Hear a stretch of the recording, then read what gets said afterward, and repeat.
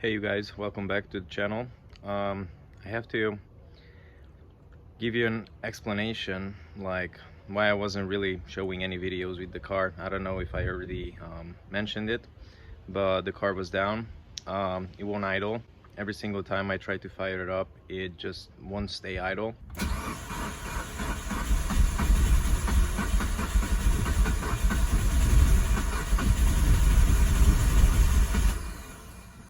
So I reached out to the community, especially on Facebook, and there was one guy, Scott. He was guiding me through on the diagnostics of the car, because most of the people, they don't want to just give you a diagnostic on the car. They want you to take your car over there to their shop, and then they're gonna give you diagnostics. You're probably gonna pay a lot of money for that, and then they want you to pay for the repairs as well, not just take it home. Okay, so long story short, I managed to find out the problem, and I tried absolutely everything on the engine, like diagnostics, like the easy one, like disconnecting the MAF, disconnecting the all the piping, disconnecting a bunch of sensors, and turns out it's the pistons kissed the valves on the intake, more specifically on the number 1 and number 4. So I already replaced it.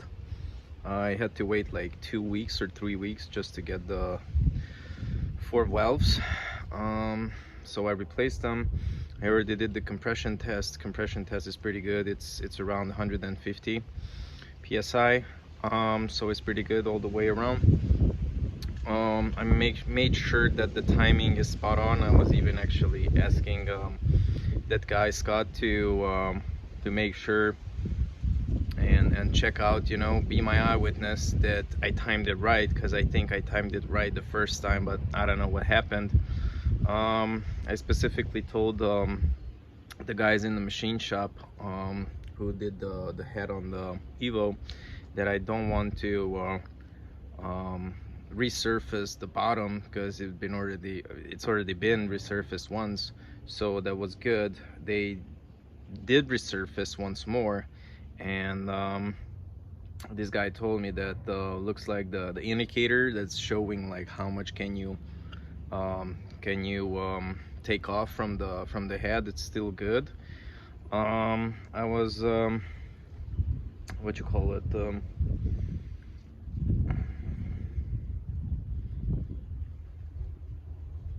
I was turning the engine over a couple of times. There are some spots where it's much harder to turn, but I think because the whole transmission is mounted to the engine, so I'm not just turning it over the engine itself, I'm turning it over with the flywheel, with everything.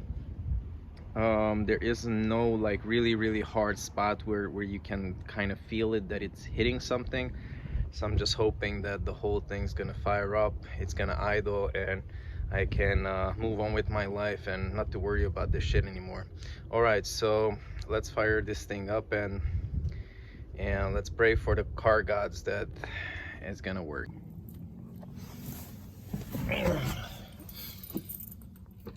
Okay, same story again.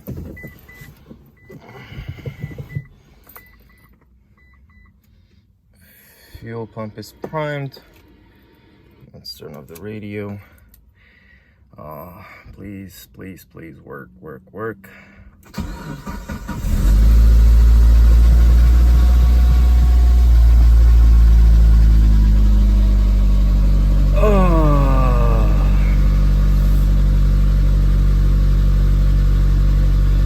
Jesus, it feels so good.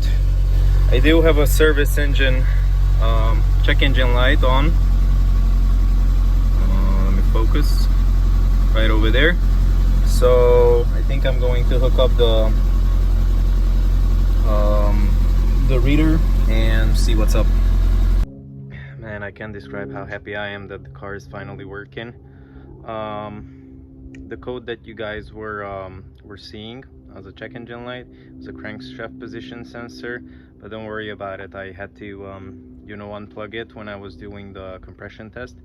and I haven't deleted yet, so I just erased it. I'm going to do the engine break-in. I'm going to do the 20-minute on cycle. I'm going to vary the RPM quite a while, but never go higher than like 4,500, 5,000 RPM. Just keep playing, you know, between 2, 3, 3.5, 4, something like that.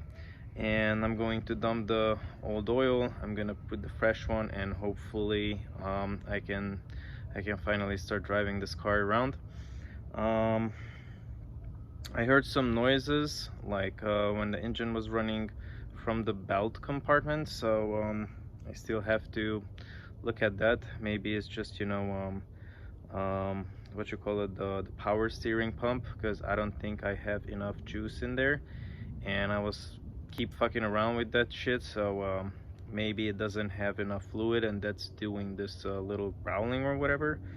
I was just running the engine for like a couple of minutes to see like how she behaves, and I turned it off because I didn't tighten the screws on the bolts on the valve cover, so it was keep spitting the oil out. So I had to turn off the engine, tighten those bolts, and tomorrow I'm gonna continue from where I left off today. Okay guys, this was just an update on what I'm doing and why I wasn't showing any videos of the Evo. Trust me, it was really hard, you know, that I couldn't figure it out for months and months. I think the last time, no, when I installed the engine, it was still March. Right now when I'm recording this video, we are right on Black Friday. So let's see, April, May, June, July, August, September, October, November. Wow, Jesus Christ, like good 8 months. Yeah, finally I figured it out what's the problem, and as you can see, it fires up.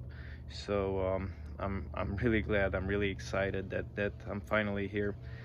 And once I finally managed to take care of the engine, I can take it to get it not smogged. It's more like California bullshit thing. If you have, you know, like a modified car, you're gonna get refereed.